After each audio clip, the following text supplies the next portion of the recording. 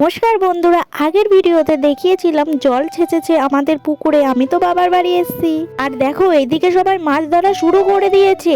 আমার বাবা, কাকারা, দাদারা এরাই মাছ ধরছে। আমাদের একদম মাঠের ধারেই বাড়ি, আর পুকুরটার চারিদিকে দেখো বাঁশ বাগান।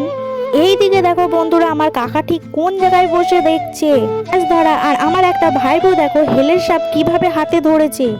হাতে ধরে ও বাচ্চাদেরকে ভয় দেখাচ্ছে। আর কিছু মাছ ধরা হয়েছিল, পুঁটি মাছগুলো আগেই সবাইকে দিয়ে দেওয়া হয়েছে, সেইগুলো মা বেছে নিচ্ছে। আর বড় মাছগুলো ধরা হচ্ছে।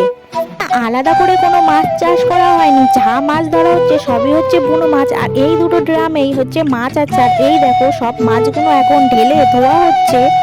এইদিকে গামলিতে মাগুর মাছ আছে, গামলিটাও ভেলা হচ্ছে। আর অর্ধেকটা ঢেলেছে, অর্ধেকটা রেখে দিয়েছে। আর এইগুলো এখন পরিষ্কার করে বাজারে নিয়ে যাবে বেচতে, কারণ এত মাছ তো খেতে পারবে না।